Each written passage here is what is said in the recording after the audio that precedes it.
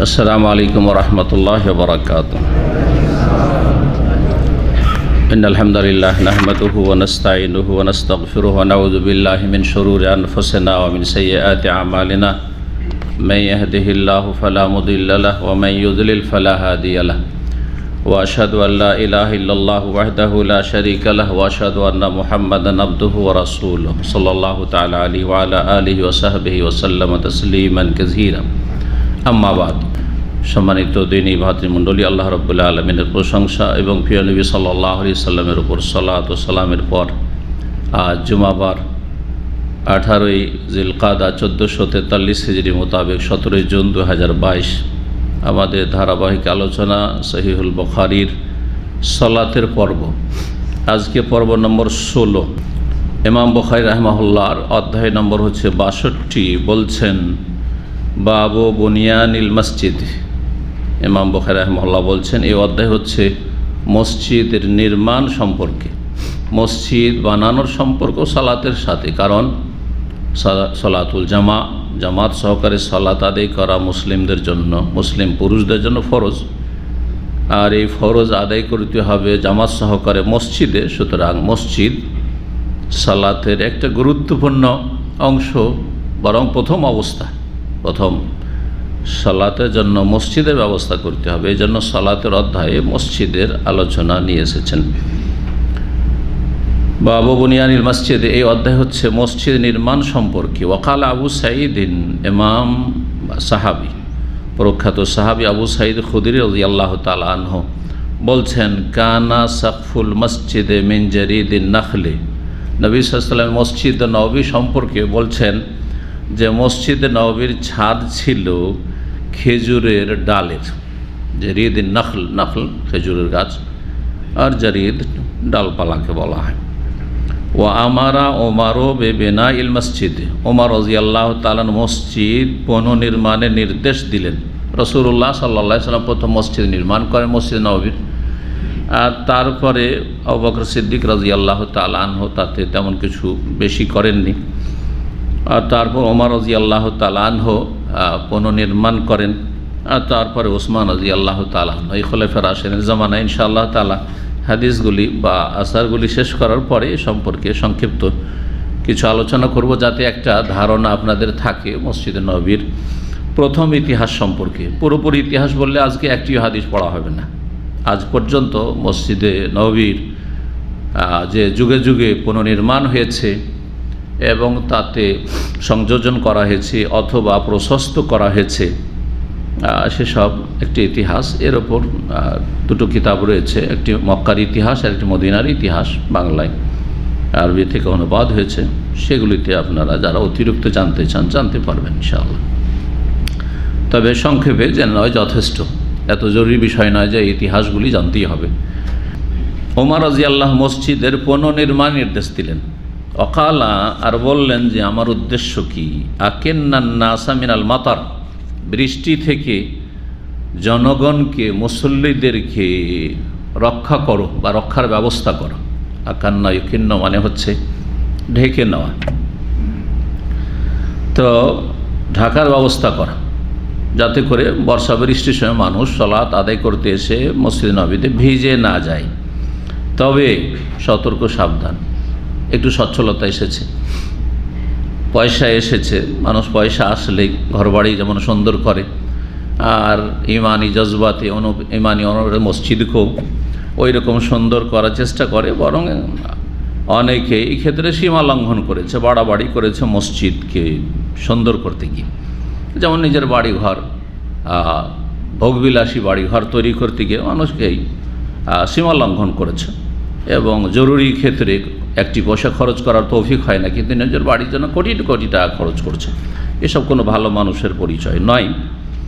তো সতর্ক সাবধান করছেন মসজিদ তৈরির ক্ষেত্রে। ওয়া ইয়াকা আন তুহাম্মিরা ওয়া আও তুসাফফিরা, আর সতর্ক সাবধান থাকবে মসজিদকে লাল অথবা হলুদ করা থেকে, লাল অথবা হলুদ করে সুসজ্জিত করা থেকে। তাহলে মসজিদকে রঙিন করা, মসজিদকে আপনার নকশা খচিত করা, এসব আপত্তিকর, অপছন্দনীয়। জি, কারণ তাতে কি হবে, ফাতাফতেনান নাস, লোকজন ফিতনায় নিমজ্জিত হবে, ফিতনায় পড়ে যাবে। এই ফিতনা কি? এই ফিতনার দিকে ইঙ্গিত করে পরে আরেকটি আসার নিয়ে এসেছেন আনাস বিন মালিক রাদিয়াল্লাহু তাআলা আনহু থেকে এবং বুখারী রাহিমাহুল্লাহ।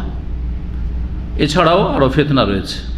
এক ফিতনা হচ্ছে খুশু হারিয়ে যাওয়া, সালাতে মনোযোগী না থাকা। কারণ যখন মসজিদ এত চাকচিক্য থাকবে তখন ওই দিকে অনিচ্ছাকৃত তাকাতে থাকবে, অনিচ্ছাকৃত তাকাতে থাকবে। আপনারা যারা পুরাতন হয়তো তারা দেখেছেন, আমার মনে হয় কেউ 20-25 বছরের বেশি সৌদি আরবের নাই এখানে যারা আছেন, তাই না? তাইলে হয়তো আপনারা দেখেননি।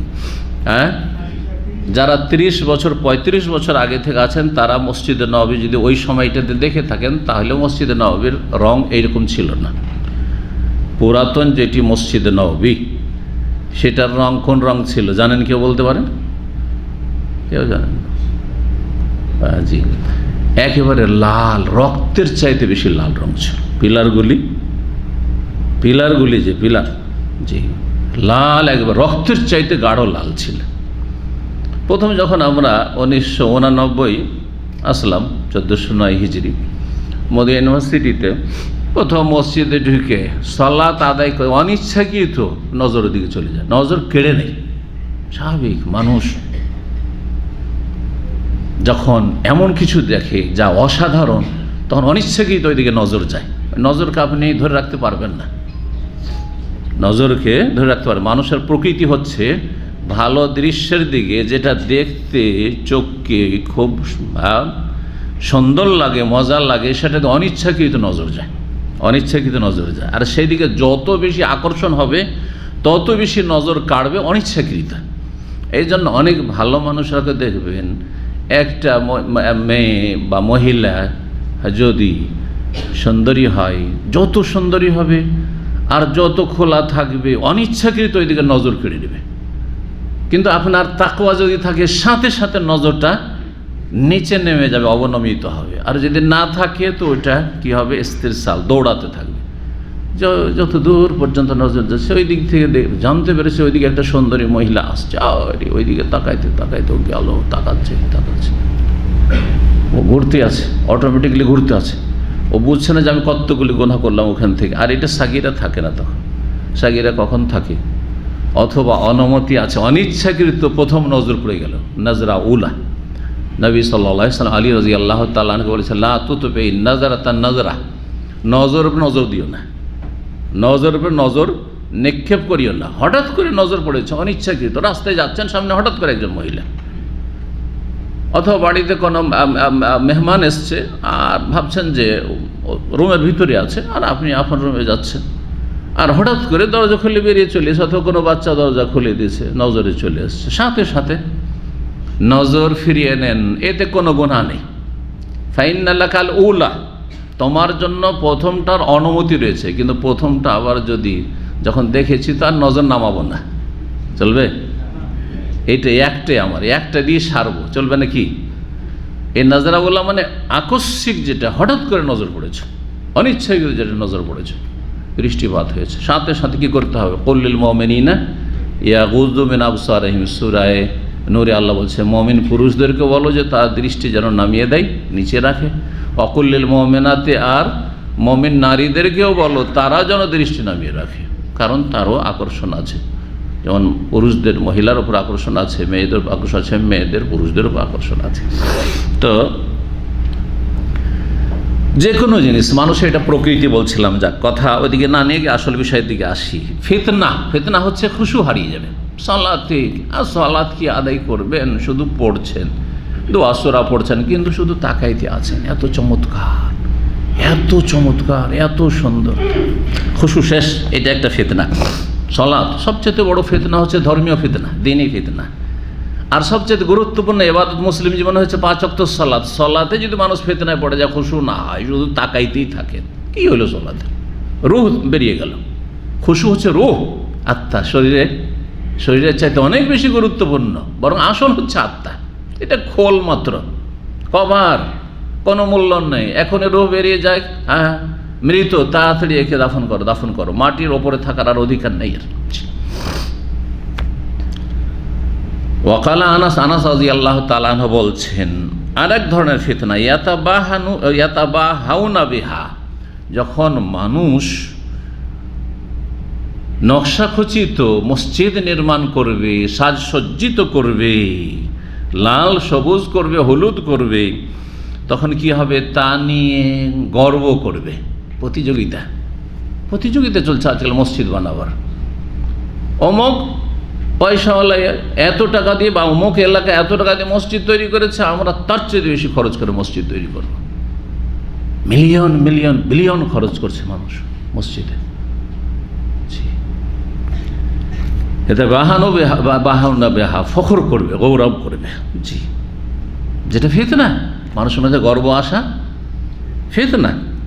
সুম্মাল্লা ইয়ামুরুনাহা, যখন শুধু মসজিদের বিল্ডিং নিয়ে, দেয়াল আর ছাদ নিয়ে, বিল্ডিং নিয়ে গর্ব করবে, তখন তা আবাদ করবে না, আসল উদ্দেশ্য মসজিদে থাকবে না। ইল্লা কালিলা, অল্প কিছু মানুষ। আর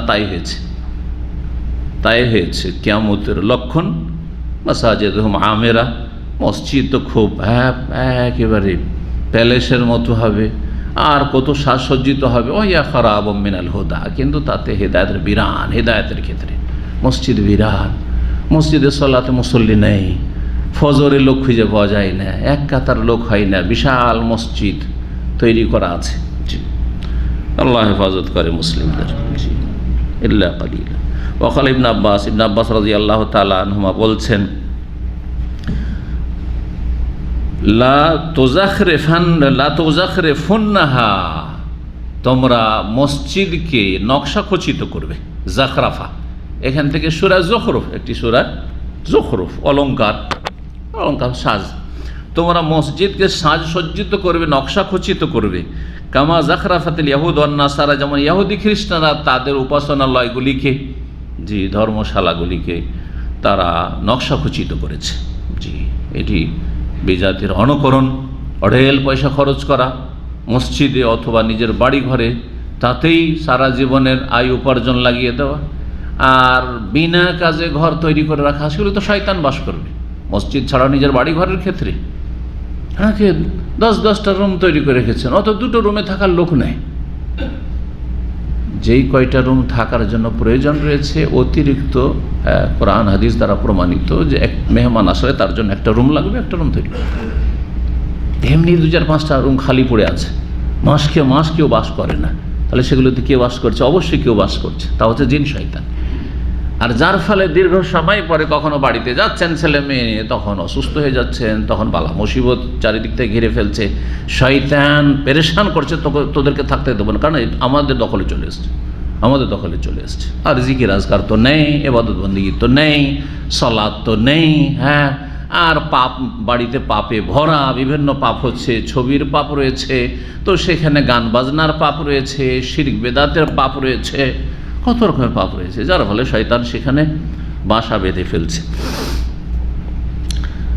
446 নম্বর হাদিসের বর্ণনাকারী সাহাবী তাবেঈ হচ্ছেন ইমাম নাফে রাহিমাহুল্লাহ তাআলা। তিনি তার ওস্তাদ আব্দুল্লাহ বিন উমর, জি, তার ওস্তাদ এবং মনিব স্বাধীন করে দিয়েছিলেন আব্দুল্লাহ বিন উমর রাদিয়াল্লাহু তাআলা আনহুমা। তিনি তার থেকে বর্ণনা করছেন, আখবারাহু, তাকে জানিয়েছেন, মানে নাফে, ইমাম নাফে রাহিমাহুল্লাহকে জানিয়েছেন, আন্নাল মসজিদা কানা আলা আহদি রাসূলিল্লাহ সাল্লাল্লাহু আলাইহি ওয়াসাল্লাম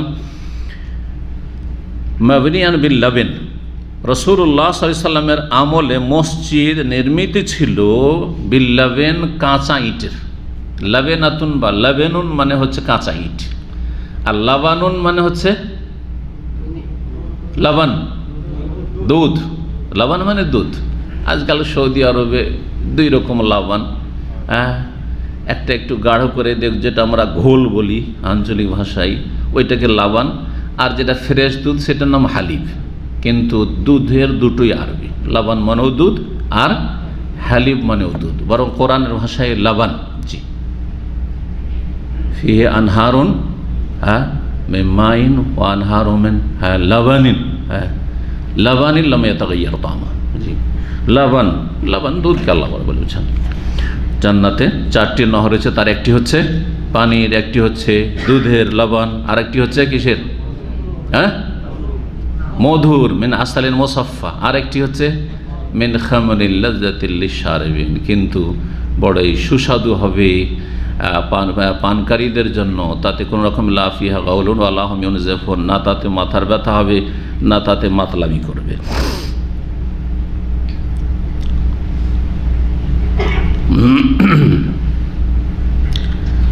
তো বলছেন যে রাসূলুল্লাহ সাল্লাল্লাহু আলাইহি ওয়াসাল্লামের আমলে মসজিদ নববীর যে দেয়াল ছিল তা কিসের ছিল, বিল্লাবেন কাঁচা ইটের, মানে পোড়া ইট ছিল না, পোড়া ইট ছিল না। এই মর্মে শুনে রাখা ভালো, আমাদের বাঙালি সমাজে কিন্তু একটা ধারণা আছে ইট পোড়ানো পাপ, শুনেছেন না, শোনেন না? হ্যাঁ, কিন্তু পোড়াইবে, বাড়ি তো পাকা করবে। সুতরাং যারা ইট ভাটা দিত আমাদের সমাজে, কেউ ওই মালিকরা কেউ ইটের ভাটায় আগুন দিত না। বুঝি, ইটের ভাটায় আগুন দিলে তোর গোটা বংশ ছেলে মেয়ে মরে যাবে সব। শুনেছেন এইসব কুসংস্কারের কথা, বেদাতি আকিদা, যার ফলে করতো গ্রামের এমন লোকে খুঁজতো গরিব, আর তার বাপ নেই, মা নেই, ছেলে নেই, মেয়ে নেই, মরবে, বাকি মরবে তো ও মরবে, আর কে মরবে, বেশি কেউ যেন না মরে। কথা বুঝতে পেরেছেন? দেখেছি আমার মামাদের গ্রাম খুব ধনী গ্রাম, মহাজন গ্রাম, সব পাকা বাড়ি, কাঁচা বাড়ি ছিলই না বললেই চলে। তো ওই গ্রামে ছোটোকালে যেহেতু মানুষ হয়েছি, তো ওই গ্রামে ভাটা, সবাই প্রতিযোগিতা, ভাটা আজকে থেকে 50 বছর আগের কথা বলছে, তখন ভাটা আর ভাটা, তখন ওই চিমনি ভাটার ওই সব ইট ছিল না, প্রচলন ছিল না। নিজের ভাটা, নিজের জমিতে নিজের মাটি দিয়ে ইট তৈরি করা, তার ভাটা তৈরি করা। দেখেছেন না? দেখেন নেই না? খালি ওই যে বড় বড় কোম্পানিগুলো আছে ইট ভাটার, ওগুলো দেখছেন? হ্যাঁ, চিমনি ভাটা যেগুলো আমরা বলি, কি বলেন ওগুলোকে? কিচ্ছু বুঝে না সব। হ্যাঁ, নিজের ঘরোয়া ভাটা দেখেননি? দেখেছেন? জি হ্যাঁ। জেনে রাখা ভালো যে আমি একবার প্রথম যখন কাঁচা থেকে পাকা বাড়ি শুরু করব মদিনা থেকে যাওয়ার পরে, তখন আমার জমিতে, আলহামদুলিল্লাহ আমার আব্বার জমিতে একটা ইটের ভাটা দিয়েছিলাম। তো গোটা গ্রামেতে এই ধারণা যে ইটের ভাটাতে আগুন দেওয়ার জন্য কী করতে হবে, মিস্ত্রিরা বলে যে কাকে খোঁজ করবেন, তার মানে এমন একটা লোক খোঁজ করে যার কেউ না থাকে, আত্মীয় স্বজন, মরবে সে মরুক, আপনারা দিতে পারবেন না। তা আমি বললাম যে আমি দেবো মিস্ত্রিদের। মিস্ত্রিরা অবাক হয়ে হাসছে, না না না, আপনি আগুন দিয়েন না। আমি অবশ্যই আগুন দেবো, যাতে করে তোমাদের এই গুমরাহিটা দূর হয়। আচ্ছা, আলহামদুলিল্লাহ আমি নিজের ভাটায় নিজে আগুন দিয়েছিলাম। জি হ্যাঁ। এখন ওতে দেখা যাচ্ছে লস বেশি, কখনো ঠিকভাবে পুড়লো না, কখনো বেশি পুড়ে গিয়ে ঝামা হয়ে গেল, যার ফলে ওসব বালা মুসিবত বাদ দিয়ে এখন ইট কেনা পয়সা হয়েছে মানুষের কাছে। এখন ওই যে চিমনি ভাটা, বড় ভাটা, ওইখান থেকে, ওইসব কোম্পানি থেকে ইট কেনা মানুষ শুরু করেছে। না হলে আগের যুগে গ্রামগঞ্জের লোকেরা ইট কিনতো না, নিজের ইট তৈরি করে নিজের জমির ইট কাটিয়ে ইট তৈরি করে তারপর তখন ওগুলো পোড়াতো। জি, সব এগুলো পুরানো ইতিহাস, তাই না? জি, আমাদের ছেলেরা বলবে যেগুলো হয়তো আদম আলাইহিস সালামের যুগের কিসসা কাহিনী, তাই না? জি। তো নবী করিম সাল্লাল্লাহু আলাইহি সাল্লামের মসজিদ প্রথম তৈরি হয়েছিল, দেওয়াল ছিল বলছেন কি নবী সাল্লাল্লাহু আলাইহি সাল্লামের জামানায় কাঁচা ইটের, ওয়াসাকফুহুল জাদীদ, আর ছাদ ছিল খেজুরের ডালপালার, ও আমুদহু খাসাবুন নাখলি, আর আমুদ, আমুদ মানে খুঁটি, এই যে পিলার, খুঁটি ছিল কিসের, মসজিদে নববীর খেজুরের কাণ্ডের, খেজুরের, জি, খাসাবু মানে কাঠ, মানে কাণ্ড, যেটা বডি। ফালাম ইয়াজিদ ফিহি আবু বকরিন শাইআ, বারবার আজকে ইমাম কেন আসছে হঠাৎ করে অনিচ্ছাকৃত। তো খলিফায়ে রাশেদ, প্রথম খলিফা রাসূলুল্লাহ সাল্লাল্লাহু আলাইহি ওয়াসাল্লাম আবু বকর সিদ্দিক রাদিয়াল্লাহু তাআলা তাতে কোনো কিছু বৃদ্ধি করেন নাই, কোনো কিছু বৃদ্ধি করেনি। ওয়াজাদা ফিহি ওমরও, তবে ওমর রাদিয়াল্লাহু তাআলা তাতে কিছু সংযোজন করেন, বৃদ্ধি করেন। ওয়া বানাহু আলা বুনিয়ানিহি ফি আহদি রাসূলিল্লাহ সাল্লাল্লাহু আলাইহি ওয়াসাল্লাম, তবে সেটা পুনর্নির্মাণ করলেন ওমর রাদিয়াল্লাহু তাআলা আনহু নবী সাল্লাল্লাহু আলাইহি ওয়াসাল্লামের বুনিয়াদের ওপরেই, যা ছিল ফি আহদি রাসূলিল্লাহ, রাসূলুল্লাহ সাল্লাল্লাহু আলাইহি ওয়াসাল্লামের আমলে, বিল্লাবেনে, তাতে বাড়িয়েছিলেন, সম্প্রসারিত কিছুটা করেছিলেন, তাওসিয়া যেটাকে বলা হয়, কিন্তু বানিয়েছিলেন ওই কাঁচা ইট দিয়ে, কাঁচা ইট দিয়ে, যেমন ছিল নবী সাল্লাল্লাহু আলাইহি ওয়াসাল্লামের জামানায়। এই কথা বলার উদ্দেশ্য এই নয় যে ওমর রাদিয়াল্লাহু তাআলা অতটাই রেখেছিলেন যতটা ছিল নবী সাল্লাল্লাহু আলাইহি ওয়াসাল্লামের জামানায়, একটু বড় করেছিলেন। বলবো কতটা বড় করেছেন পরে। ওমর রাদিয়াল্লাহু তাতে ওয়াজাদা ফিহে, যেহেতু তাতে অতিরিক্ত করেছেন মানে প্রশস্ত করেছিলেন। ওয়াবানাহু বানিয়েছিলেন যখন, সেটা ওইভাবেই বানিয়েছে যেভাবে রাসূলুল্লাহ আমলে ছিল। কিসের? বিল্লাবেনে, কাঁচা ইটের দেয়াল। ওয়াল জারিদে, আর ছাদ ছিল কিসের? খেজুরের ডালপালার। ওয়া আদা অমদাহু খাসাবান, আর যেই খুঁটিগুলি ছিল বা পিলারগুলি ছিল সেগুলি পুনরায় তৈরি করলেন কিসের? খেজুরের কাঠের বা খেজুরের কাণ্ডের। কেন? কারণ সেগুলি খেয়ে গেছিল, সেগুলি দুর্বল হয়ে গেছিল বা খেয়ে গিয়েছিল, সেই জন্য। সুম্মা গাইয়ারা উসমান, তারপর উসমান রাদিয়াল্লাহু তাআলা আনহুর জামানা আসলো, তিনি সেটাকে যথেষ্ট পরিবর্তন করলেন। ফাজাদা ফিহে জিয়াদাতান কাসীরা, তাতে অনেকটা বেশি বৃদ্ধি করলেন, সম্প্রসারিত করলেন।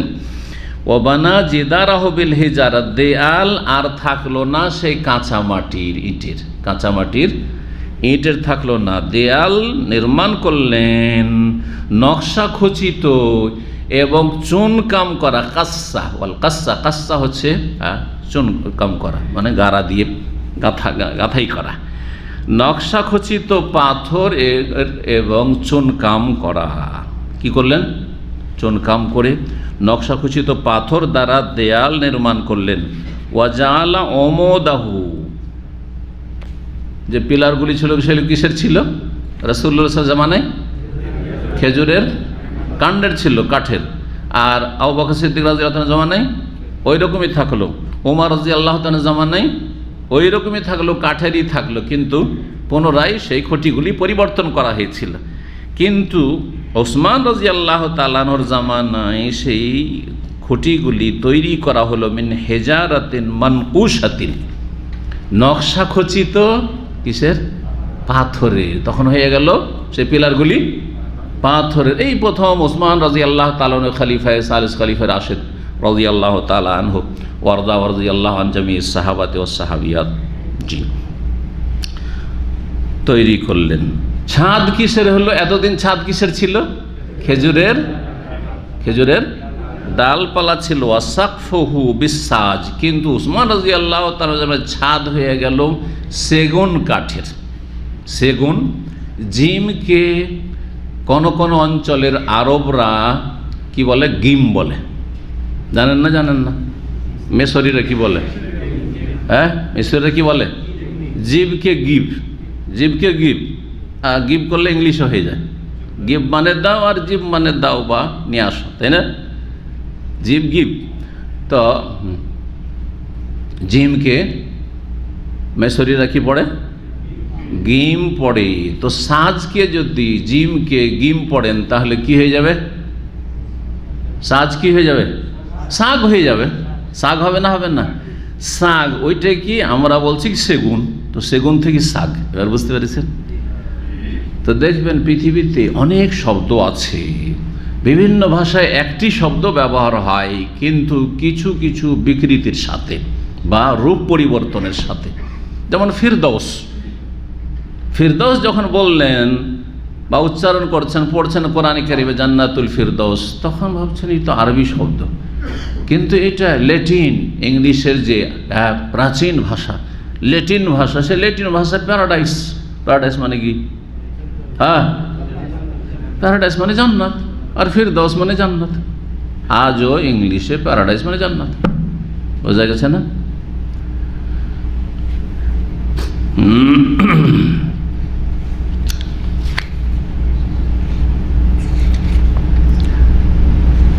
বাবু তাওন ফি বিনাইল মসজিদে, মসজিদের এগুলো সেরে নি, আর তারপরে তখন মসজিদ নবী করিম সাল্লাল্লাহু আলাইহি সাল্লামের সাহাবা কেরাম খোলাফায়ে রাশেদিনরা যে কিছু বাড়িয়েছিলেন, কতটা, সে সম্পর্কে ইনশাআল্লাহ একটা ধারণা আপনাদের দেব।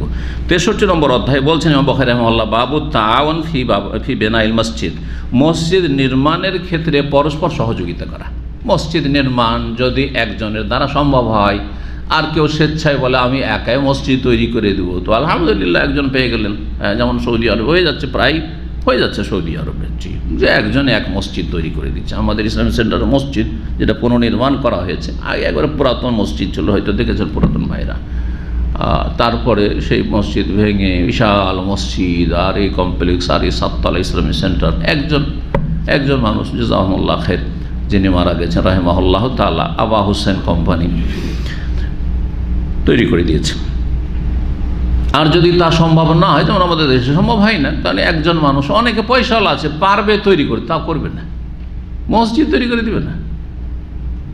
বহু লোকে হজ করাচ্ছে প্রতি বছর, অনেক বড় বড় পয়সাওয়ালারা আছে আমি জানি, যারা 10টা-20টা করে লোক প্রতি বছর হজ করাচ্ছে, কিন্তু একটা মসজিদ যা তৈরি করে দিয়েছে এরকম ইতিহাস তাদের জীবনে খুঁজে পাওয়া মুশকিল। একটি মাদ্রাসা একা তৈরি করে দিয়েছে বা চালাচ্ছে, এরকম লোক পাওয়া খুবই মুশকিল।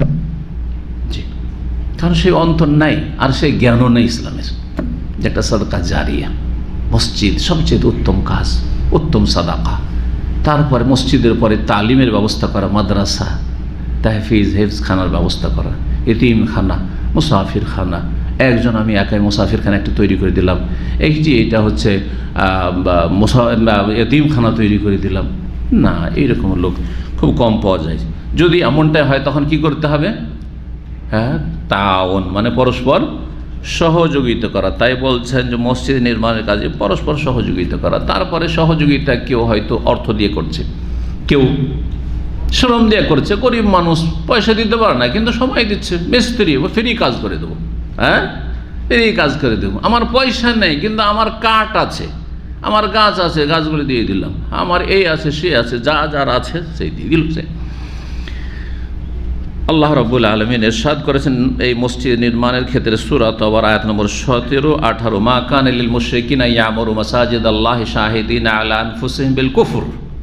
মুশরিকদের জন্য কখনো সমীচীন নয় ইয়ামুরু মাসাজিদাল্লাহ, যে আল্লাহর মসজিদ তারা নির্মাণ করবে বা আবাদ করবে।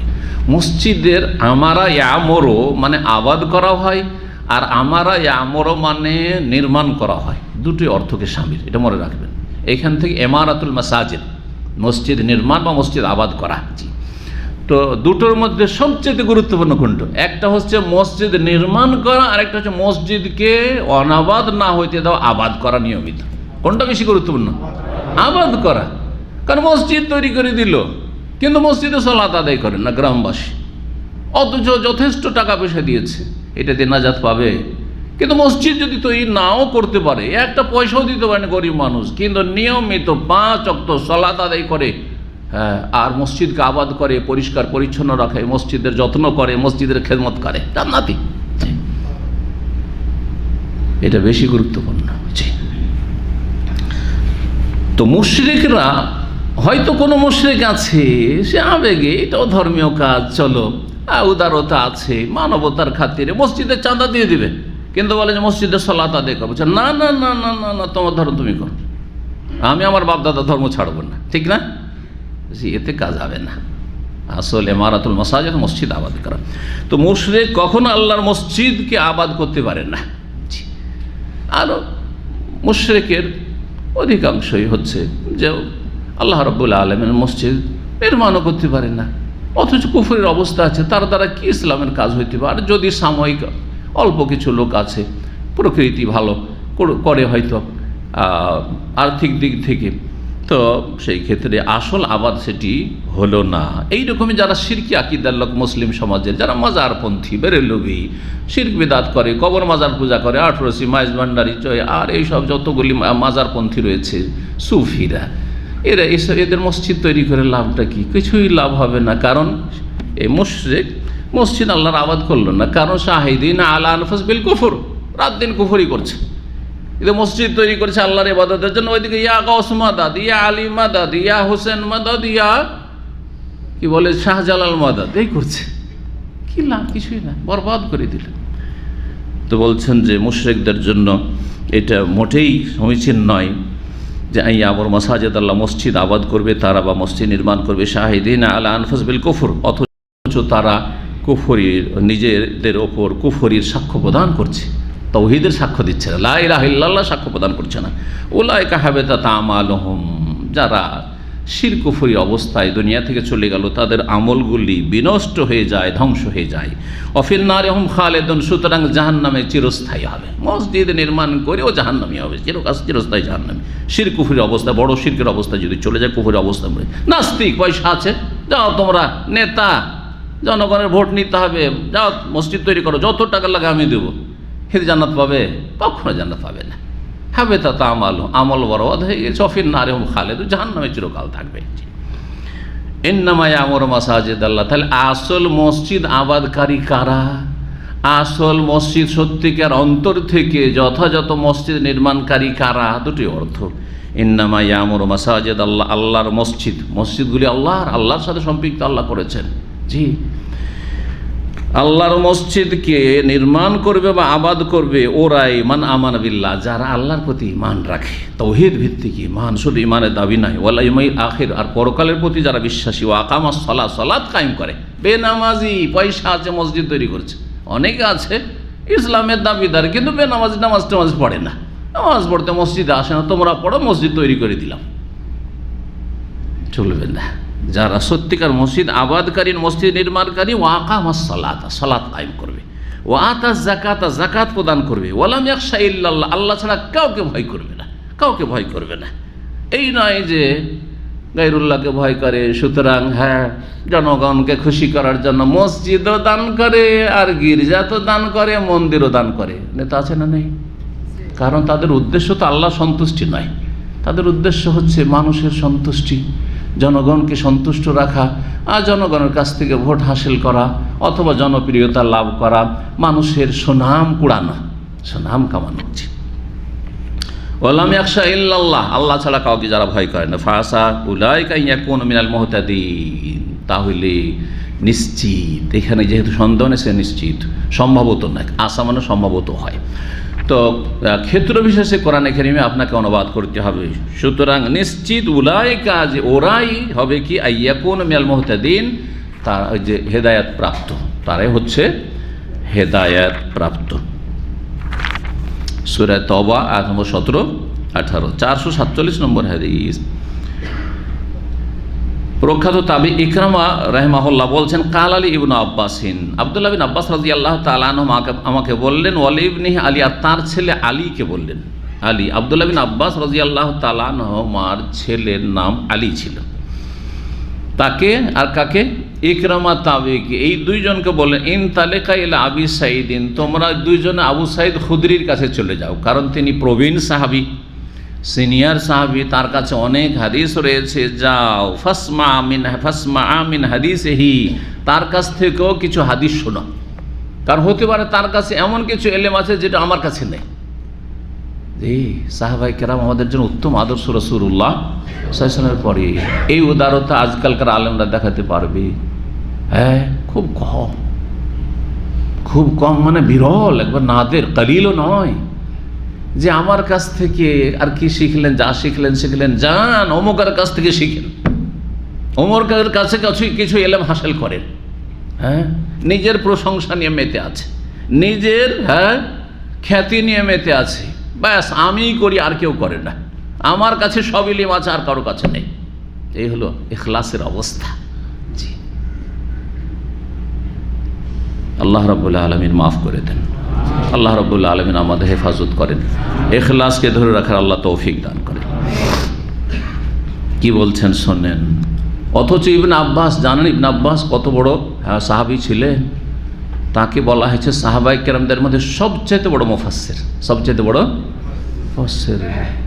ওমর রাদিয়াল্লাহু তাআলা আনহুর খেলাফত আমলে তার সংসদ সদস্য, আজকালকার মতো না, সংসদ সদস্য মানে যারা মশওয়ারা দেবেন, পরামর্শ, উপদেষ্টা, পরামর্শের জন্য প্রবীণ যারা মুরব্বী সাহাবায়ে কেরাম ছিলেন, কিন্তু একজন মাত্র যুবক, অল্প বয়সের, 20-22 বছর, 25 বছর বয়স হয়নি, ওকেও বসাইতেন। তিনি কে ছিলেন? ইয়া আব্দুল্লাহ বিন আব্বাস। সবাই রাগ করতো মনে মনে যে এইটা কেমন কথা হলো। যারা 60 বছর 70 বছর বয়স, তাদের মাঝে একটা 20-25 বছরের ছেলে বসে থাকে, আর সেও ওখানে কোনো কথা বলে, তো অনেকে এটা মাইন্ড করে, তাই না? স্বাভাবিক, আমাদের মাঝে কেন বসবে, এর চাইতে বড় বড় আমার ছেলেরা আছে। অনেকে বলে না, আরে তোর মতো আমার কয়েকটা ছেলে আছে, তোর চাইতে বড় ছেলে আছে আমার, তাই না? অহংকার একটা। তো যাই হোক, সেই অহংকার ছিল না, কিন্তু স্বাভাবিক সামাজিকতা একটা আছে, ঠিক আছে, মুরব্বীরা মুরব্বীদের সাথে বসবে, যুবকরা যুবকদের সাথে বসবে। তো সবাই একটু চিন্তা করতেন যে ইবনে আব্বাস, আব্দুল্লাহ বিন আব্বাসকে কেন ওমর রাদিয়াল্লাহু তাআলা আমাদের মজলিসের উপদেষ্টাদের সাথে বসাচ্ছে। তো মাঝে মাঝে পরীক্ষা করতেন তিনি, যে তোমাদের কাছে কতটা ইলম আছে, আর ইবনে আব্বাস দেখো তার কাছে কত ইলম আছে। তাফসীর সম্পর্কে, কোরআন কারীম সম্পর্কে বিশেষ দোয়া ছিল রাসূলুল্লাহ সাল্লাল্লাহু আলাইহি ওয়াসাল্লামের। এই জন্য তিনি হাবরুল উম্মাহ, রাইসুল মুফাসসিরিন, সমস্ত তাফসীর কারদের মুফাসসিরিনদের যিনি প্রধান রাদিয়াল্লাহু তাআলা আনহু, তো আব্দুল্লাহ বিন আব্বাস রাদিয়াল্লাহু তাআলা নবী সাল্লাল্লাহু আলাইহি ওয়াসাল্লামের চাচাতো ভাই, তাকে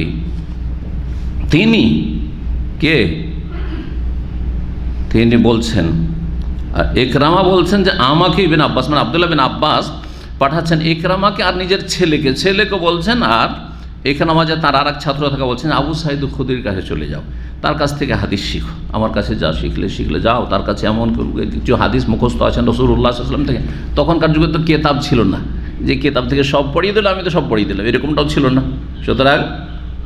সুতরাং সেখানে কিছু কিছু হাদিস হয়তো মুখস্থ আবু সাঈদের আছে, তিনি বর্ণনা করেছেন রাসূলুল্লাহ সাল্লাল্লাহু আলাইহি ওয়াসাল্লাম থেকে সরাসরি শুনে, আমি সরাসরি শুনিনি, আমার কাছ থেকে যদি শিখো তাহলে ভায়া হয়ে আমি আবু সাঈদ থেকে শুনেছি, তার চাইতে ভালো কি যে সরাসরিকে তার কাছ থেকে। এটা বলা হয়েছে এজাজা আলিয়া, ওপরের ওস্তাদ যদি পাই তাহলে জুনিয়রের কাছে কেন শিখবো। আজকাল বড় রোগ হচ্ছে মারাত্মক সোশ্যাল মিডিয়াতে, আর আমাদের যারা সহি আকীদার ভাই বোন তাদের একটি বড় রোগ অজ্ঞতার কারণে হচ্ছে যে বড় বড় আলেমদের কাছ থেকে এরা ইলম শিখে না। কার কাছ থেকে শিখে? হ্যাঁ, যাদের বাকপটু, অথচ তাদের যে কোনো রকমের যোগ্যতা, ইলমি যোগ্যতা আছে না, সোশ্যাল মিডিয়াতে খুব একটু চমক লাগানো কথাবার্তা বলে, আর তাতে একটু মশলা দিয়ে কথা বলতে পারে। মনে করে আরে বাবরে বাবরে, তো বলার ভঙ্গি তো অমায়িক ভঙ্গিমা, আর এ তো দারুণ ব্যাপার স্যাপার। হ্যাঁ, আজকাল তো তরুণদের একবারে কি হয়েছে, যেটা কি বলা হচ্ছে, হ্যাঁ আইডল। জি হ্যাঁ, এইভাবে না। কিয়ামতের একটি লক্ষণ হচ্ছে আকাবের থেকে না শিখে আসাগের থেকে শিখা, বড়দেরকে বাদ দিয়ে ছোটদের কাছ থেকে ইলম শিখা, বড়দেরকে বাদ দিয়ে ছোটদের থেকে ইলম শিখা। জি, এখন আমরা শেখ ইবনে বাজ, ইবনে উসাইমিন, আলবানির কিতাব না পড়ে, শেখ সালেহ ফৌজানের কিতাব না পড়ে, যদি আরও যেগুলো অন্যান্য আরও আলেম আছেন কিন্তু বক্তব্যের ময়দানে ফেমাস, তাদের আলোচনা শুনি আর তাদের বই পড়ি, তো এটা কি ইলম শিখা হইল? আসলে এটা ইলম শিখা নাই, ইলম শিখা নাই। এটা কিয়ামতের লক্ষণ। এটা জি,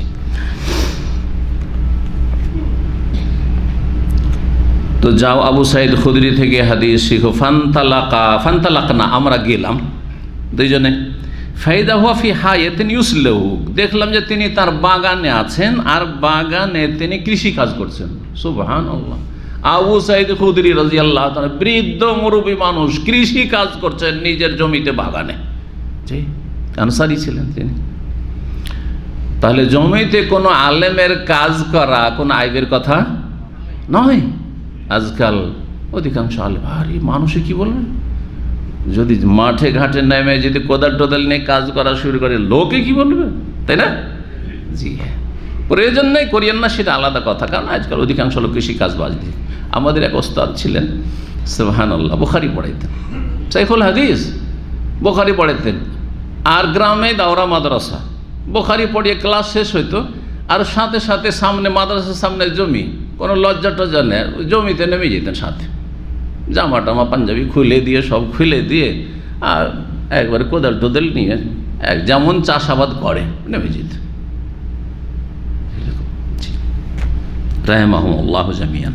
জি, এতে হয় কি, মানুষ অহংকার মুক্ত থাকে। সাংসারিক কাজে যদি কেউ থাকে, ছোটোখাটো কাজ করে, তাহলে এতে কি হবে, অহংকার মুক্ত থাকবেন, যে আমি যে কোনো কাজ করতে পারি।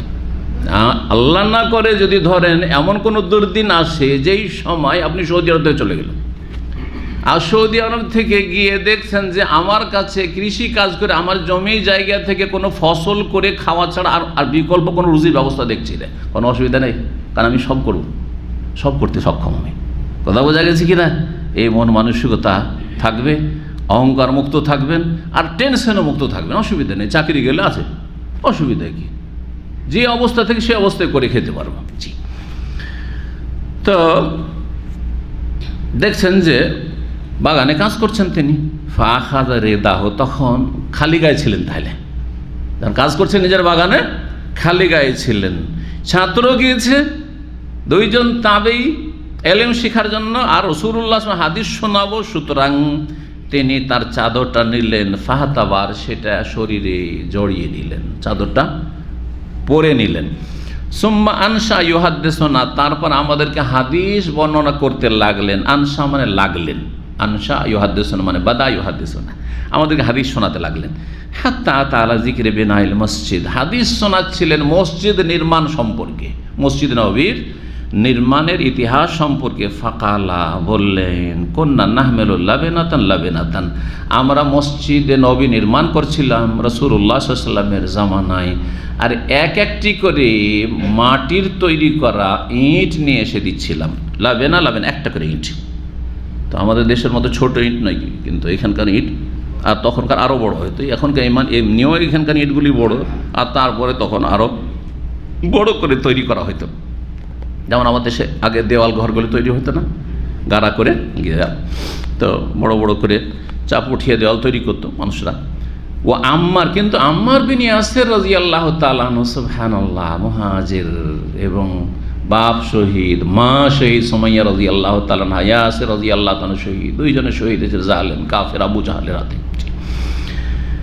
আম্মার রাদিয়াল্লাহু তাআলা আনহু তিনি নিয়ে আসছেন লাবেনাতে, দুটো দুটো করে, একবারে দুটো দুটো করে ইট নিয়ে আসছিলেন। তিনি বড় শক্তিশালী মানুষ ছিলেন, অথচ বয়স্ক মানুষ।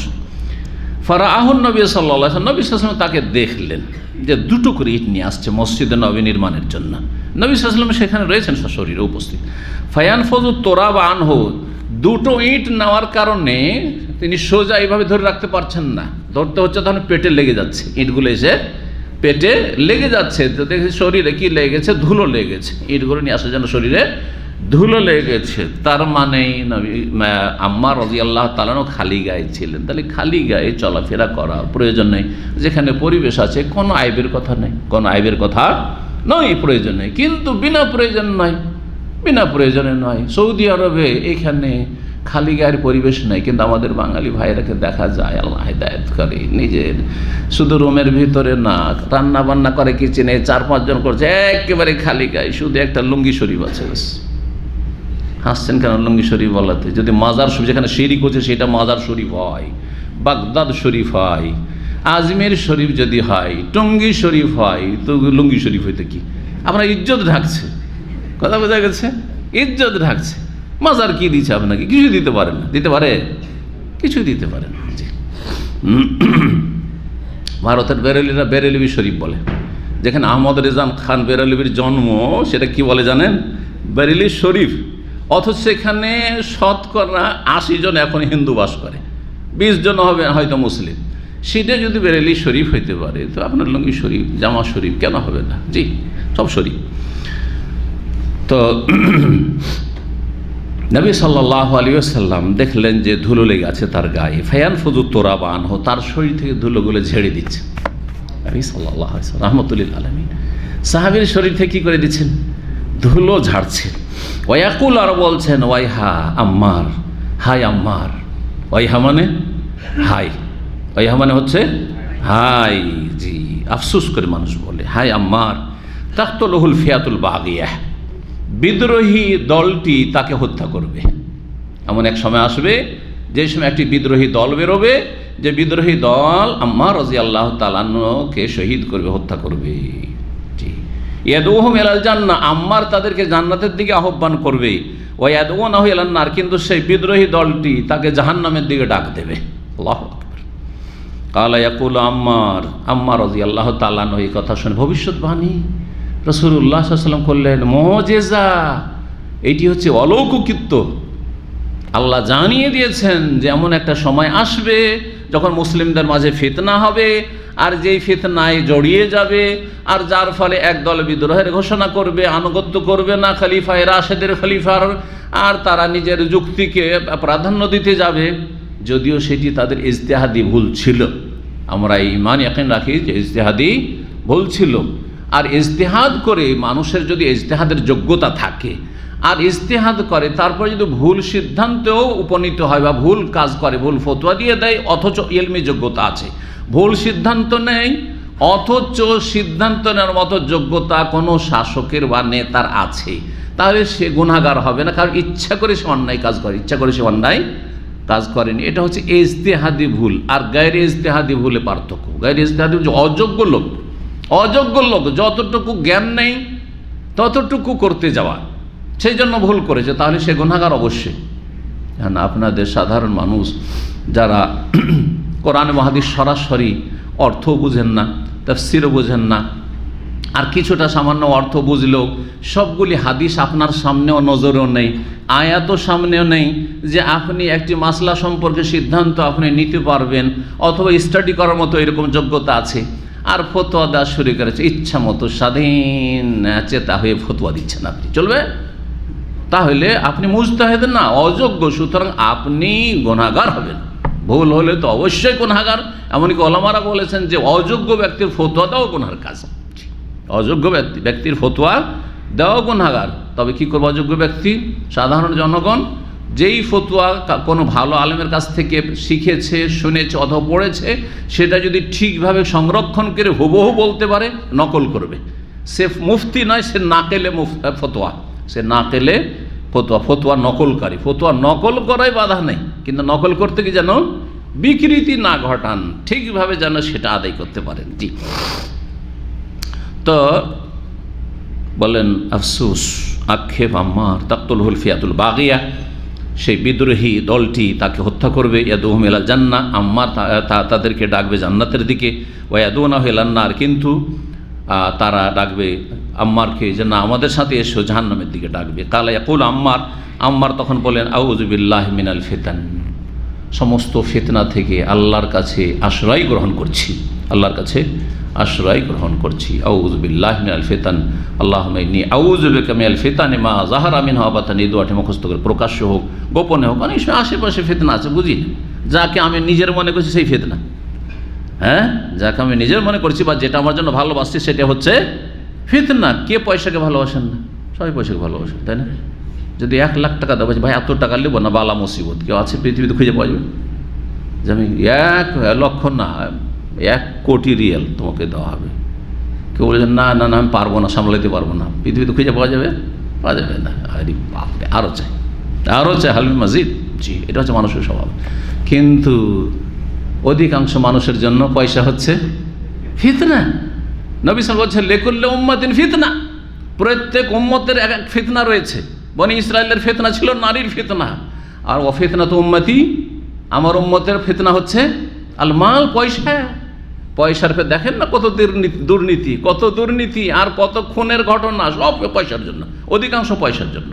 দুনিয়ায় যত খুনের ঘটনা হচ্ছে হয় পয়সার জন্য আর না হলে নারীর জন্য, এই দুটো কারণে। ইল্লা মাশাআল্লাহ এর ব্যতিক্রম গদির জন্য, ওটাও পয়সার জন্য। কেন গদিতে যে লাভ কি? গদি থেকে নিজের পকেট থেকে যদি খরচ করা লাগতো কেউ গদিতে যেতে চাইতো না, কেন গদিতে গেলেই তো টাকা। গদিতে বেশি দিন যাওয়া লাগে না, 5টা বছর আসলেই তো কাজ হয়ে গেল, গরিব আমির হয়ে যাচ্ছে, তাই না? গোটা বংশ চাকরি পেয়ে যাচ্ছে। জি, আল্লাহ হেফাজত করুন। তো আম্মার রাদিয়াল্লাহু তাআলা আনহু সম্পর্কে ভবিষ্যৎবাণী করলেন কে? রাসূলুল্লাহ। এটি নবী সাল্লাল্লাহু আলাইহি ওয়াসাল্লাম মুজিজা। ভবিষ্যৎবাণী করার পর অনেক দিন পর নবী সাল্লাল্লাহু ভবিষ্যৎবাণী করেছেন মসজিদ নববী নির্মাণের সময়। মসজিদ নববী নির্মাণ হয়েছে প্রথম হিজরিতে, তাহলে 10 বছর গেল ওইদিকে। আর আলী রাদিয়াল্লাহু তাআলা আনহু যখন খলিফা হলেন তখন মুআবিয়া রাদিয়াল্লাহু তাআলা আনহু গভর্নর ছিলেন, আমির ছিলেন কোথাকার? দামেস্কের, শাম দেশের। তাকে বললেন যে সমস্ত যে মুসলিম এলাকা, সমস্ত মুসলিম শহরগুলির যারা আমির ওমারা তারা সবাই বায়াত করলো, শপথ করলো খলিফার সাথে বায়াত করা ফরজ, তুমি বায়াত করো। তখন তিনি একটি যুক্তি দাঁড় করে দিলেন, আর এই যুক্তি দাঁড় করতে গিয়ে ইজতিহাদে তিনি ভুল সিদ্ধান্ত ভুল করে ফেললেন। এই জন্য আগে বলেছি সেটা ছিল ইজতিহাদি ভুল। আল্লাহর কাছে ক্ষমার আশা অবশ্যই রয়েছে, আল্লাহ ক্ষমা করে দিয়েছেন, কিন্তু ভুল হয়েছে। জি, দুটোই ঠিক হতে পারে না। এক এক দুইও হয়, এক এক তিনও হয়। কেউ যদি বলে দুটোই ঠিক, তাহলে কি বলবেন? ওকে পাগল বলবেন না? ঠিক তেমনই আল হাক্কু লা ইয়াতাআদ্দাদু, হক একের বেশি হয় না। যদি এটা হক হয় তো আরেকটা কি ভুল, এটা যদি সহি হয় তো আরেকটা হচ্ছে গলত। কথা বোঝা গেছে না? তবে গলত দুই রকম, একটা হচ্ছে ইচ্ছা করে গলত করা, আর একটা হচ্ছে অনিচ্ছাকৃত ভুল হয়ে যাওয়া। ইচ্ছা করে ভুল হওয়া আর অনিচ্ছাকৃত ভুল হওয়া।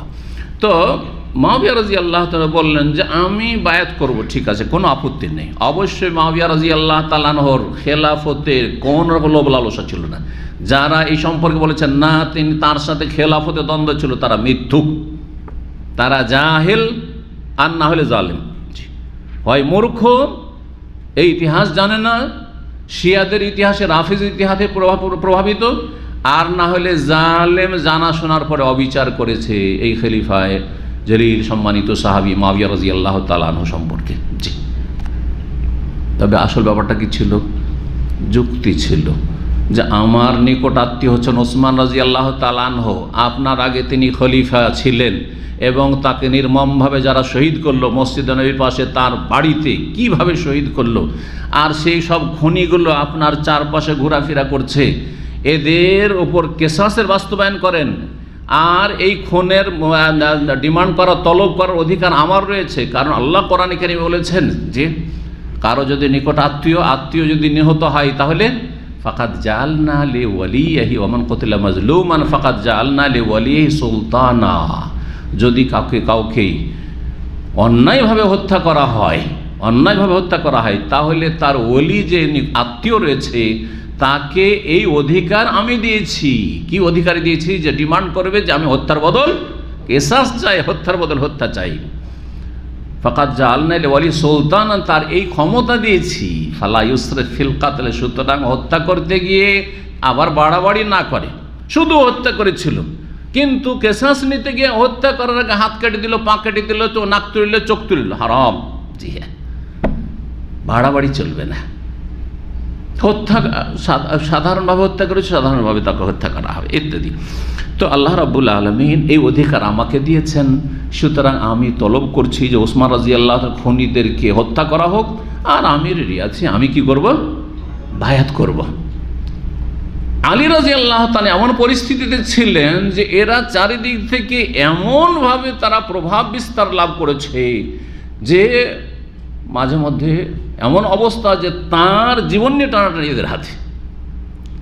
যদি সেই সময় এই পদক্ষেপ নেন, অসম্ভব পদক্ষেপ নেওয়া, আলী রাদিয়াল্লাহু তাআলা ওইভাবেই তারা হত্যা করবে যেমনভাবে হত্যা করেছিল তারা এই বাগী বিদ্রোহী দল ওসমান রাদিয়াল্লাহু তাআলা আনহুকে।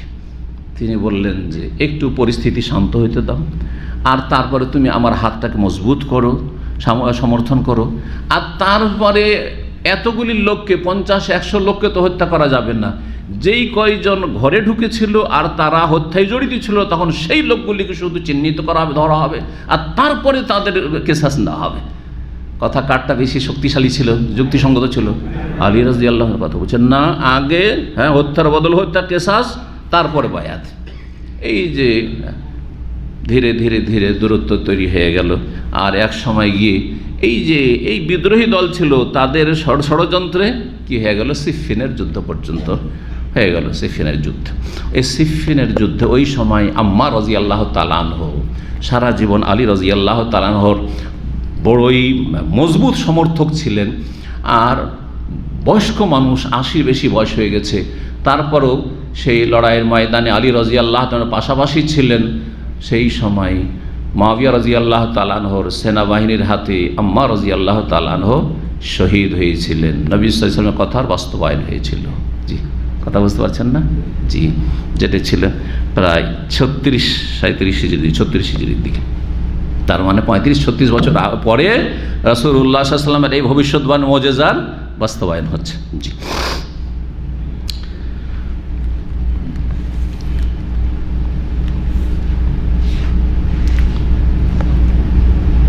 মসজিদ নির্মাণ সম্পর্কে আরও হাদিস চলে আসছে, তবে আমরা এখানে মসজিদ নবীর যে সম্প্রসারণ অথবা তাতে যে আপনার পুনর্নির্মাণ এই সম্পর্কে সংক্ষিপ্ত আলোচনা করি। খোলাফায়ে রাশেদের জামানায় যা হয়েছিল। নবী করিম সাল্লাল্লাহু আলাইহি ওয়াসাল্লাম মসজিদ নির্মাণ করলেন প্রথম মদিনা যাওয়ার পরে পরে। এ সম্পর্কে এর আগে শুনেছেন। প্রথম গিয়ে কি করলেন, সেই জায়গাটি খরিদ করলেন আর তারপরে সেখানে মসজিদ নির্মাণ করলেন। তারপরে দ্বাদশ হিজরিতে 12 হিজরিতে আবু বকর সিদ্দিক রাদিয়াল্লাহু তাআলা আনহু মসজিদের কিছু সংস্কার করলেন। কিছু কি করলেন? সংস্কার করলেন, বৃদ্ধি করলেন, সংস্কার করলেন। আর সেই পুরনো যে খুঁটিগুলি ছিল সেই খুঁটিগুলি পরিবর্তন করে দিলেন। ওয়ালাম ইয়াজিদ ফিহি শাইআন, কোনো কিছু বৃদ্ধি করলেন না। এটা ছিল কোন হিজরির কথা? 12 হিজরির কথা। 17 হিজরিতে ওমর রাদিয়াল্লাহু তাআলা আনহু, ওমর রাদিয়াল্লাহু তাআলা আনহু আবু বকর সিদ্দিক রাদিয়াল্লাহু তাআলা মাত্র 2 বছর, 13 হিজরি পর্যন্ত। আর 13 হিজরি থেকে শুরু করে খেলাফত 10 বছর বেশি চলেছে ওমর রাদিয়াল্লাহু তাআলা আনহুর। ওমর রাদিয়াল্লাহু তাআলা আনহু 17 হিজরিতে তিনি পুনর্নির্মাণ করলেন। এই মর্মে সহিহ বুখারীর হাদিস আমাদের সামনে গিয়েছে। তিনি কি করেছিলেন? 17 হিজরিতে এই কাজটি শুরু করলেন, কিন্তু তাতে কিছুটা সম্প্রসারণ করলেন। আশেপাশে যে ঘরবাড়িগুলি ছিল মসজিদের আশেপাশে, সেই জায়গাগুলি ক্রয় করে নিলেন। যারা বাড়িওয়ালারা ছিল তাদের কাছ থেকে কিনে নিলেন আর সেটা তাতে সামিল করে নিলেন। এই ক্ষেত্রে কতটা তিনি বাড়িয়েছিলেন? পশ্চিম দিকে তিনি 20 হাত বাড়িয়েছিলেন। পশ্চিম দিক কোন দিক? কে বলবে তাড়াতাড়ি? মসজিদ নববী থেকে পশ্চিম দিক কোন দিক? বাবুস সালাম, বাবুর রহমত দিকে। বাবুস সালাম, যেখান থেকে সালাম করার জন্য ঢুকছেন। জি হ্যাঁ। তো পশ্চিম দিকে বাড়িয়েছিলেন কয় হাত? 20 হাত। দক্ষিণ দিকে অর্থাৎ কোন দিকে? কেবলার দিকে। দক্ষিণ দিক মানে কেবলার দিকে বাড়িয়েছিলেন 10 হাত। জি হ্যাঁ। আর উত্তর দিকে বাড়িয়েছিলেন, দক্ষিণের পরে উত্তর দিকে বাড়িয়েছিলেন সালাসিনা জিরাআন। কত? 30 হাত। 30 হাত মানে পেছন দিকে, তাহলে মুসল্লিরা যখন দাঁড়াবে তখন পেছন দিকে উত্তর দিকে বাড়িয়েছিলেন 30 হাত। তাহলে হয়ে গেল মসজিদের দৈর্ঘ্য 70 মিটার, 140 হাত অর্থাৎ 70 মিটার। উত্তর থেকে দক্ষিণ হয়ে গেছিল 120 হাত মানে 60 মিটার। আর পূর্ব থেকে না 70 মিটার ছিল, বলছি 70 মিটার ছিল। 140 ছিল উত্তর থেকে দক্ষিণ, আর 120 হাত ছিল 60 মিটার পূর্ব থেকে পশ্চিম। আর বাকি থাকে একটা দিক শুধু। তাহলে কি করেছিলেন তিনি? ওমর রাদিয়াল্লাহু তাআলা আনহু কিবলার দিকে একটু বাড়িয়েছিলেন। কয় হাত? 10 হাত বললাম। বাবুস সালামের দিকে কতটা বাড়িয়েছিল? উত্তর দিকে 20 হাত বাড়িয়েছিলেন। আর 30 হাত বাড়িয়েছিলেন কোন দিকে? উত্তর দিকে অর্থাৎ মুসল্লিদের পেছন দিকে। একটা দিক বাকি থাকলো, সেটা হচ্ছে নবী সাল্লাল্লাহু আলাইহি ওয়াসাল্লামের যে কবর রয়েছে বা মা আয়েশা রাদিয়াল্লাহু আনহা যে হুজরা আছে ওই দিকে কিছুই বাড়াননি। কেন? ওয়ালাম ইয়াজিদ মিন জিহাতিশ শারক, পূর্ব দিকে কোনো কিছু বৃদ্ধি করেনি। লিউজুদ হুজরাতে উম্মাহাতুল মুমিনিন, কারণ উম্মাহাতুল মুমিনিনদের সেখানে কি ছিল? হুজরাগুলি ছিল, কক্ষগুলি ছিল লাইন ধরে। মা আয়েশা রাদিয়াল্লাহু তাআলা ঘরটা শুধু এখন বহাল আছে, কারণ সেখানে যেহেতু নবী সাল্লাল্লাহু আলাইহি ওয়াসাল্লাম, আবু বকর সিদ্দিক আর ওমর রাদিয়াল্লাহু আনহু তাদের কবর আছে। আর বাকি ঘরগুলিকে সরিয়ে দেওয়া হয়েছে, ওইগুলো লাইন দিয়ে যে মুসাল্লান নেসা মহিলা সেকশন রয়েছে ওই দিকটাই এই ঘরগুলি ছিল 9 বিবির। এই ছিল ওমর রাদিয়াল্লাহু আনহু জামানার। তো আচ্ছা, ওপরে কতটা উঁচা ছিল? বলছেন যে 11 হাত ছিল। এই যে দেখেন কতটা হবে এটা আইডিয়াতে? 11 হাত হবে? আর মনে হবে না, 11 হাত ছিল। মসজিদের দরজা কয়টি ছিল? বলছেন ও জুয়েল মসজিদ সিত্তা, তবে 6টি দরজা তখন ছিল। মসজিদ নববীর দরজা ছিল 6টি। দুটো ছিল পূর্ব দিকে, দুটো পূর্ব দিকে অর্থাৎ কোন দিকে? এই যে বাকির দিকে, যেদিকে সালাম করার পরে বেরিয়ে চলে যাচ্ছেন। জি, বাবে উসমান, যেটাকে বাবে জিবরিল বলা হচ্ছে। আর একটি বাবুন নেসা, মহিলাদের জন্য। দুটো দরজা ছিল পশ্চিম দিকে। পশ্চিম দিক কোন দিক? বাবুস সালামের দিক। একটি তো বাবুস সালাম আর একটি বাবুর রাহমা। প্রথম বাবুর রাহমাটাই ছিল, কারণ মসজিদ তো সামনের দিকে ছিল না, বাবুস সালামের দিকে তো আগে মসজিদ ছিল না। তো বাবুর রাহমাটা প্রথম, আর অস্তহুদেশা বাবুস সালাম। আর বাবুস সালাম যে সামনের দিকে, যেটা প্রথম দরজা, ওই দিক থেকে প্রবেশ করলে সে বাবুস সালাম নতুন করে তৈরি করলো। তাহলে সেই দিকে দুটো দরজা। ও বাবানে মিনাল জাহাতি শামালিয়া, আর পূর্ব দিকে অর্থাৎ যেদিক থেকে মসজিদ নববীতে ঢুকছেন মুসল্লিরা, যদিও চারিদিক থেকে ঢুকছেন এখন, কিন্তু অর্থাৎ মুসল্লিদের পেছন দিক। তো এই দিক থেকে দুটো দরজা ছিল, এখন অনেক দরজা বেড়ে গিয়েছে। জি, সংক্ষেপে এই ক্ষেত্রে বলা যেতে পারে যে ওমর রাদিয়াল্লাহু তাআলা আনহুর আমলে বলছেন যে বৃদ্ধি করা হয়েছিল 1100 স্কয়ার মিটার, 1100 স্কয়ার মিটার। এর মাধ্যমে মসজিদে নববী এর টোটাল স্কয়ার মিটার হয় 3575 মিটার স্কয়ার ফিট যেটা বলা হচ্ছে, মিটার বলা হয়েছে, ফিট নয়। তারপর ওসমান রাদিয়াল্লাহু তাআলা আনহুর জামানায় 28 থেকে 30-এর মধ্যে এই দীর্ঘ 2 বছরে মসজিদ প্রশস্ত করা হয়, মসজিদ নববী প্রশস্ত করা হয়।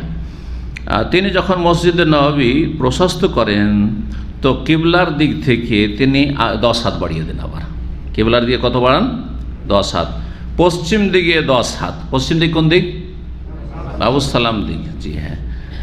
আর বলছেন যে অমিনাল জাহাতি শিমাল ইশিয়ান জেরান, আর উত্তর দিক থেকে অর্থাৎ যে দিক থেকে মুসল্লিরা গিয়ে দাঁড়াচ্ছে, তো এইদিকে 20 হাত বাড়িয়ে দেন, 20 হাত বাড়িয়ে দেন।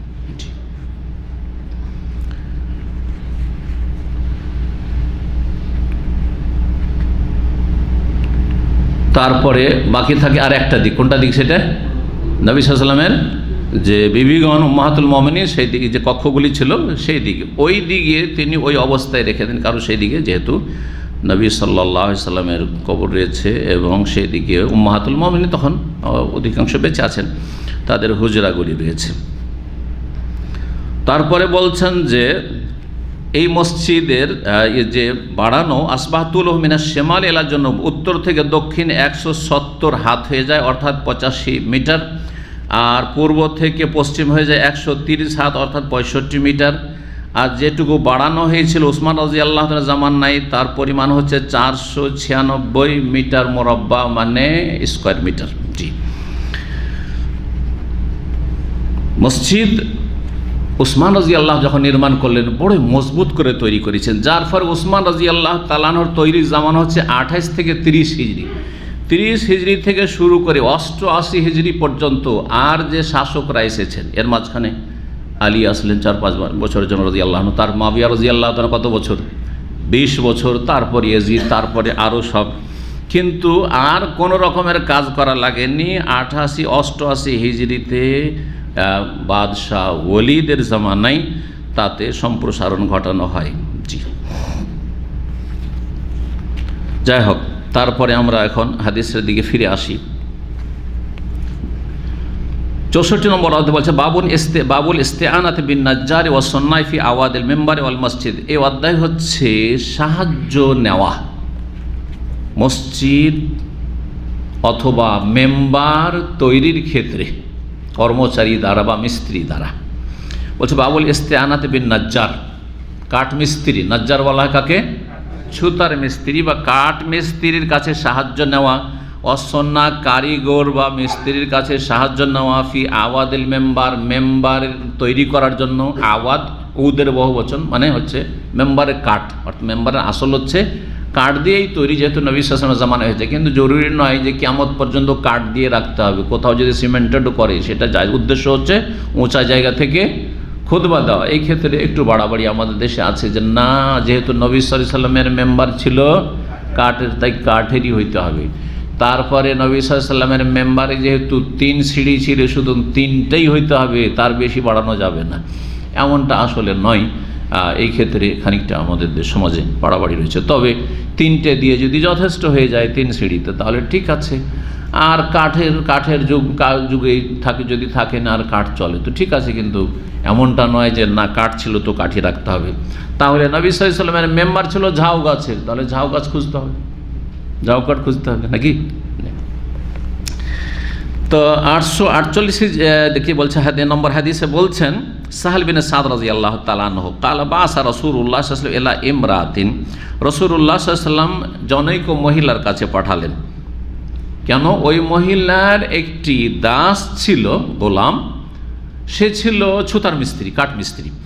তার কাছে পাঠালেন আনমুরি গোলামাকিন নাজ্জার, তোমার যে ছুতার মিস্ত্রি গোলাম রয়েছে, কৃতদাস রয়েছে, তাকে তুমি নির্দেশ দাও ইয়ামালি আওয়াদান, আমার জন্য কয়েক সিঁড়ি বিশিষ্ট কিসের কাঠের কি তৈরি করে দেবে, মেম্বার তৈরি করে দেবে। আওয়াদ এখানে ভাব অর্থ হচ্ছে মেম্বার তৈরি করে দেবে। আজলেসু আলিহিন্না, যার উপর আমি বসবো এবং খুতবা দেব।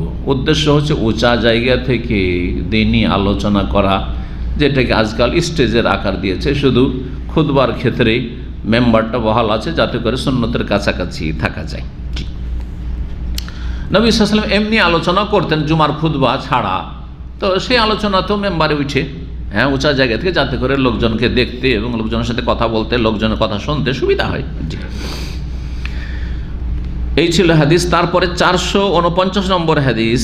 এই হাদিস জাবের রাদিয়াল্লাহু তাআলা বর্ণনা করছে, আন্না ইমরাতান, জনৈক মহিলা বলল।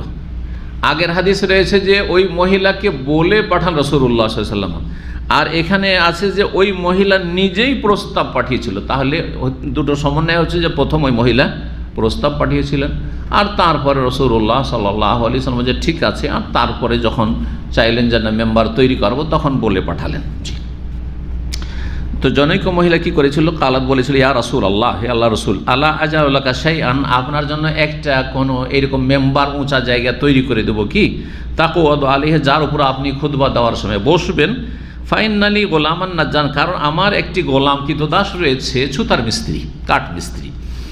কালা, তখন নবী সাল্লাল্লাহু আলাইহি ওয়াসাল্লাম বলেন, ইনশিতে, যদি তুমি চাও তো করো, অসুবিধা নেই, চাও তাহলে করো। তাহলে তার আগ পর্যন্ত মেম্বার ছিল না।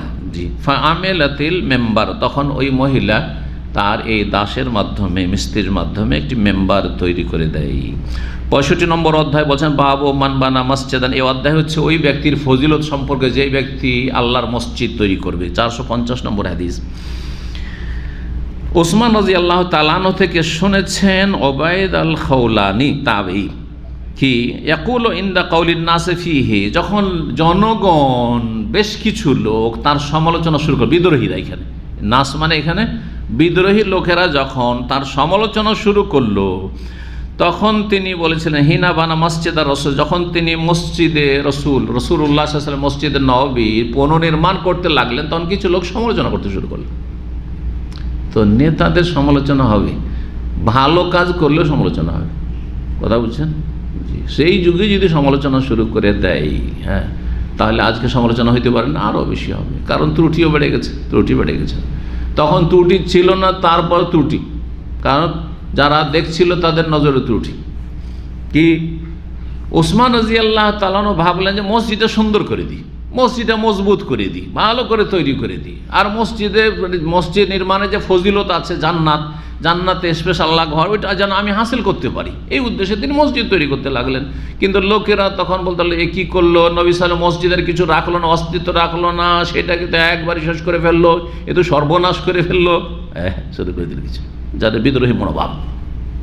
সমাজে কিছু থাকবে এরকম। জি, তো এই হচ্ছে অবস্থা। তখন তিনি নবী সাল্লাল্লাহু আলাইহি ওয়াসাল্লামের এই হাদিস শোনালেন, কি বলছে, ইন্নাকুম আকসার, তোমরা খুব বেশি বলাবলি শুরু করে, বেশি সমালোচনা শুরু করেছো আমার, শোনো। ওয়াইন্নি সামিআতু নবী সাল্লাল্লাহু আলাইহি ওয়াসাল্লাম ইয়াকুল, আমি নবী সাল্লাল্লাহু আলাইহি ওয়াসাল্লামকে বলতে শুনেছি, মামবানা মসজিদান, যেই ব্যক্তি মসজিদ বানিয়ে দেবে, কালা বকার হাসিব আন্নাহু কালা ইয়াবতাগি বি ওয়াজহাল্লাহ, যদি উদ্দেশ্য থাকে আল্লাহর সন্তুষ্টি, তাহলে মসজিদ শুধু বানাইলে হবে না, উদ্দেশ্য থাকতে হবে আল্লাহর সন্তুষ্টি, আল্লাহকে রাজি করার জন্য। এই নয় যে আমার খ্যাতি আমার দখলে থাকতে হবে, আমার আধিপত্য কায়েম থাকতে হবে, ইত্যাদি ইত্যাদি, আমার এই থাকতে হবে, আমার এই শর্ত আছে। আল্লাহ সন্তুষ্টির উদ্দেশ্য, বানাল্লাহু লাহু মিসলাহু ফিল জান্নাত, তার মতোই অনুরূপ আল্লাহ তার জন্য জান্নাতে ঘর প্যালেস তৈরি করবেন। এই ছিল হাদিস। ওসমান রাদিয়াল্লাহু তাআলা মসজিদ নির্মাণ করেছিলেন, বললাম একটু আগে, মনে আছে, 2 বছরে 28 থেকে নিয়ে 30 পর্যন্ত, তো 30 হিজরিতে তিনি সম্পন্ন করেছেন মসজিদ নির্মাণ।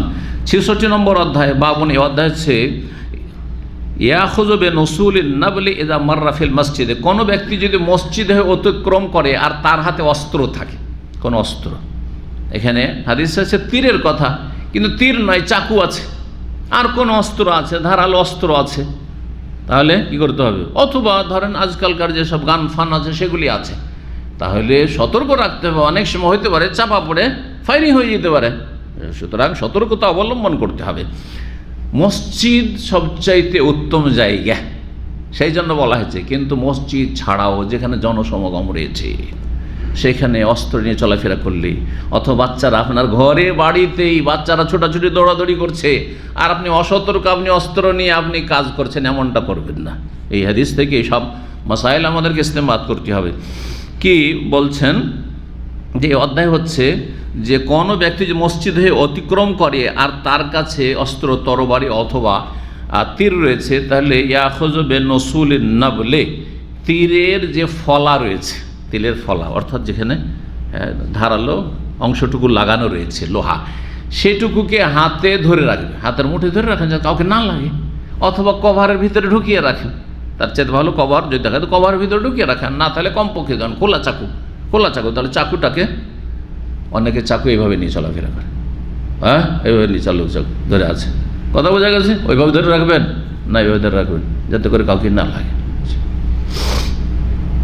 451 নম্বর হাদিস, জাবের বিন আব্দুল্লাহ রাদিয়াল্লাহু তাআলা আনহু হতে বর্ণিত, তিনি বলছেন মাররা রাজুল ফিল মসজিদি, জনৈক ব্যক্তি মসজিদ হয়ে অতিক্রম করছিল, ও মাহু সিহামুন, তার হাতে তীর ছিল।